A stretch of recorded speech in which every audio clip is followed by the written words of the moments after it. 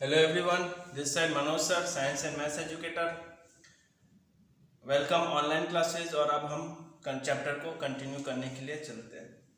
अभी हम लोग क्या पढ़ रहे थे? अभी हम लोगों ने अभी तक हमने कोलेटरल सॉल्यूशन पढ़ लिया, टिंडर इफेक्ट कर लिया, है ना, इलेक्ट्रोफोरेसिस के बारे में हम लोगों ने कवर अप कर लिया था। अब हमने यहाँ पे मिक्सर्स के बारे में पढ़ लिया, colloidal solution, true solution, suspension solution, इन बारे के सब मिक्सर है। अब इन मिक्सर को सेपरेट करने के बारे में हम लोग पढ़ेंगे कि अब इन मिक्सर्स को किस तरीके से, कौन कौन मेथड से हम क्या कर सकते हैं, सेपरेट कर सकते हैं। समझ में आ रही है? तो सेपरेशन ऑफ मिक्सर मतलब फॉर एग्जांपल अगर मैंने पानी में अगर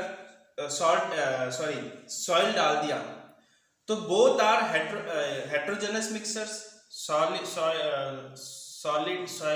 सॉइल जो है वो आपका क्या है, अलग है, वाटर अलग है, तो दोनों को मैं इजीली क्या कर सकता हूँ, सेपरेट कर सकता हूँ। पहला केस ही हो गया। दूसरे में सॉइल के पार्टिकल की साइज बड़ी है, वाटर के अलग है, तो दोनों आपस में मिक्स नहीं हो सकते, फिर भी ऐसे। तो हम इस तरीके से कर सकते हैं, है ना। मगर उनका क्या है, जो जिनकी साइज की पार्टिकल बहुत छोटा है और वो पर्टिकुलर सॉल्यूशन में मिक्स हो चुके हैं, ना तो फिल्टर पेपर से वो अलग हो सकते हैं, ना ही कोई तरीके से हो सकते, तो हमारे लिए उसके लिए भी एक तरीका होता है, उनके भी तरीके, अलग अलग मेथड होते हैं उनको अलग करने के लिए। उन्हीं मेथड के बारे में हम लोग जो है अब से पढ़ेंगे।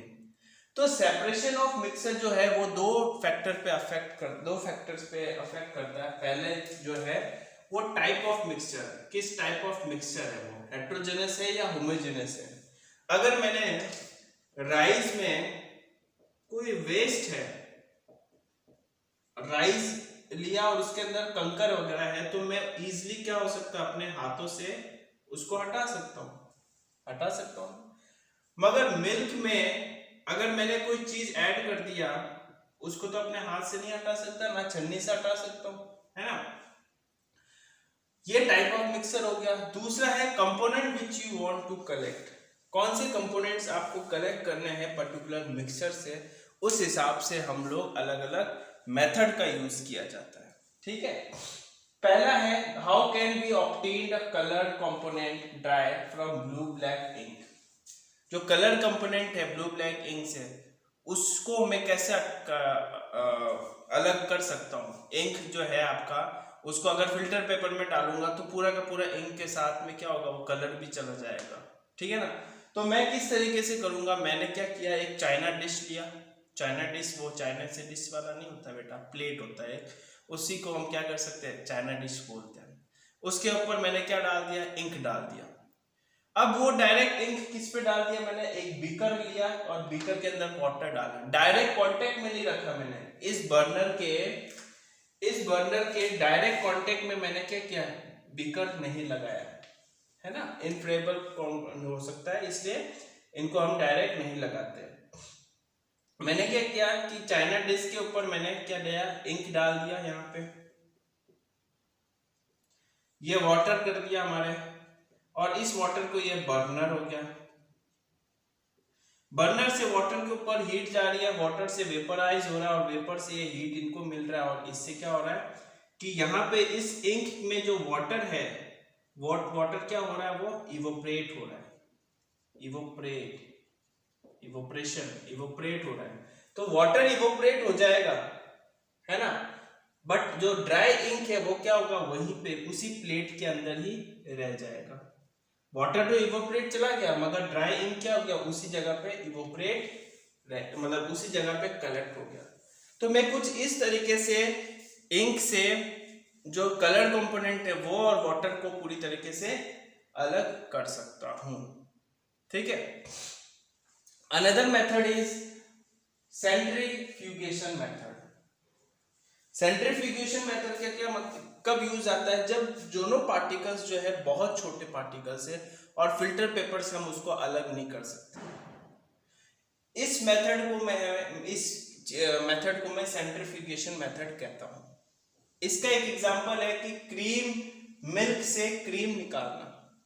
हम गांव में देखा होगा कि जो लेडीज होती है वो बहुत बड़ा मटका होता है, उसके अंदर मिल्क को वो क्या करते हैं, कुछ इस तरीके से हिलाते रहते उसको राउंड राउंड राउंड राउंड घुमाते रहते।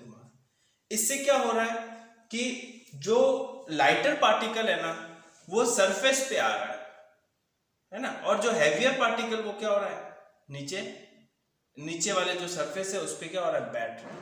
आपने देखा होगा छन्नी टाइप लेते हैं हम लोग, छन्नी से अपन कुछ चीज छानते हैं, तो जो पार्टिकल स्मॉल साइज में है और लाइटर है वो तो ऊपर आ जाता है, और जो पार्टिकल थोड़ी हैवी है और थोड़ी बड़े वो क्या होता है, नीचे आ जाते हैं। हमारे जमीन का रॉक भी ऐसे ही है, जो लेयर्स बने हुए वो भी ऐसे ही है, ऊपर तो बिल्कुल छोटे छोटे पार्टिकल्स है और नीचे क्या है, थोड़े थोड़े बड़े पार्टिकल्स है, फिर और नीचे क्या हो गया, और भी बड़े बड़े पार्टिकल्स है। इसी तरीके से हमारा लेयर्स बना हुआ है, अर्थ का लेयर्स ऐसे बना हुआ है ना।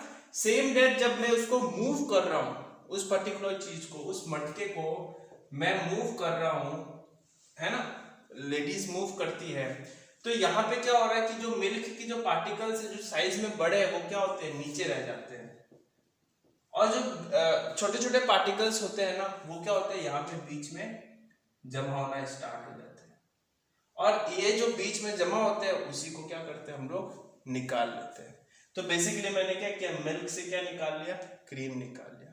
तो ये जो मेथड है, इस मेथड को मैं सेंट्रीफ्यूगेशन मेथड के नाम से जानता हूँ। इसमें इसको ये जरूरी नहीं है कि ये सिर्फ और सिर्फ मिल्क से क्रीम निकालने के लिए ही काम में आता है, ये और भी काम आता है। जैसे वॉशिंग मशीन के अंदर स्पिनर होता है, कपड़े धोने के बाद में उसको स्पिन करवाते हैं, घुमाते हैं। क्यों घुमा रहे हैं, कहाँ जरूरत है, कपड़े को जरूरत है ना घूमने की। यहाँ पे क्या कर रहा है, वाटर जो पार्टिकल है वो लाइटर पार्टिकल है, तो जैसे ही वो घूम रहा है ना तो कपड़े में वो वाटर पार्टिकल वो क्या हो रहा है, धीरे धीरे एक जगह से कलेक्ट होते होते उस जगह से हटता जा रहा है ना। तो वॉशिंग मशीन में यूज कर लिया, क्रीम एंड मिल्क में यूज कर लिया, डायग्नोसिस लैबोरेटरी में भी, ब्लड टेस्टिंग वगैरह में भी इसको यूज किया जाता है, ठीक है ना। तो कुछ इस तरीके से मैंने दो मेथड पढ़ा दिया आप लोगों को। एक तो था हमारा नॉर्मली इंक से ड्राई कलर कंपोनेंट को अलग करना, और दूसरा जो था मेरे पास, जब दोनों लाइटर पार्टिकल हो तब मैं किस तरीके से करूंगा, तो मैं पर्टिकुलर चीज को रोटेट करता रहूंगा और वहां से क्या होगा, वो चीज अलग अपने आप, हैवियर पार्टिकल नीचे आ जाएगा और लाइटर पार्टिकल जमा हो जाएगा बीच में, ठीक है। अगला सेपरेशन है हमारा टू इमर्सिबल लिक्विड।